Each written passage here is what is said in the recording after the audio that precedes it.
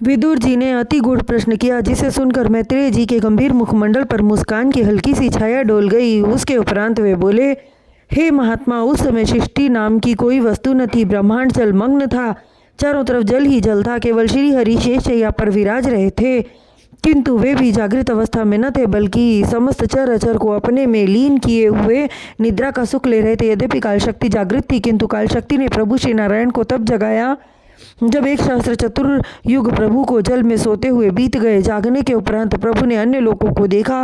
अपने शरीर में स्थान पाए जीवों की तरफ प्रभु ने ध्यान दिया।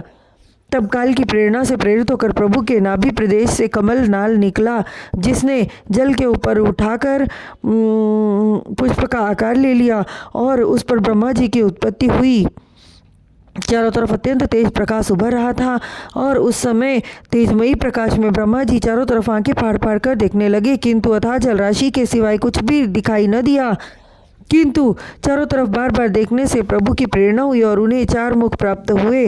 फिर भी उनके मन को शांति न मिली। मन में विचार उठने लगे, मैं कौन हूँ, किसने मुझे जन्म दिया, और यह कमल पुष्प जिस पर स्वयं को अचेत अवस्था में पाया गया, इस कमल का उद्गम कहाँ से निकला, स्थल कहाँ है, अवश्य ही वही स्थान केंद्र बिंदु होगा। यह विचार कर ब्रह्मा जी कमल नाल पकड़कर नीचे उतरने लगे और इस तरह उतरते उतरते 1000 वर्ष व्यतीत हो गए, किंतु कमल के आधार का पता न लगा सके। अंततः निराश होकर पुनः कमल पुष्प पर वापस लौट आए और चिंतित होकर विचार करने लगे। उसी समय आकाशवाणी, हे ब्रह्मदेव, परब्रह्म का भजन करो, तभी तुम्हें ज्ञान की प्राप्ति होगी। आकाशवाणी सुनकर ब्रह्मा जी ने प्रभु के चरणों में ध्यान लगाया। तत्पश्चात उनके अंतःकरण से दिव्य ज्योति फूटकर बाहर निकली। प्रभु की कृपा प्राप्त हुई और ब्रह्मा जी को ज्ञान प्राप्त हुआ और तब उन्हें दिखाई देने लगा कि एक अत्यंत मनोहारी दृश्य, जिसे देखकर वे मुग्ध हो गए।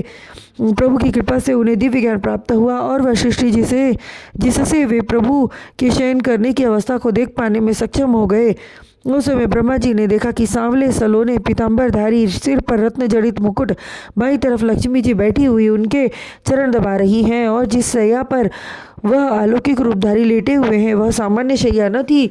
शेष जी स्वयं उनका भार वहन कर रहे थे। ऐसा प्रभु का अद्भुत रूप देखकर ब्रह्मा जी भी मोहित हो गए और वंदना करते हुए बोले, हे जगतपति, आप धन्य हैं, आपकी माया अपरंपार है।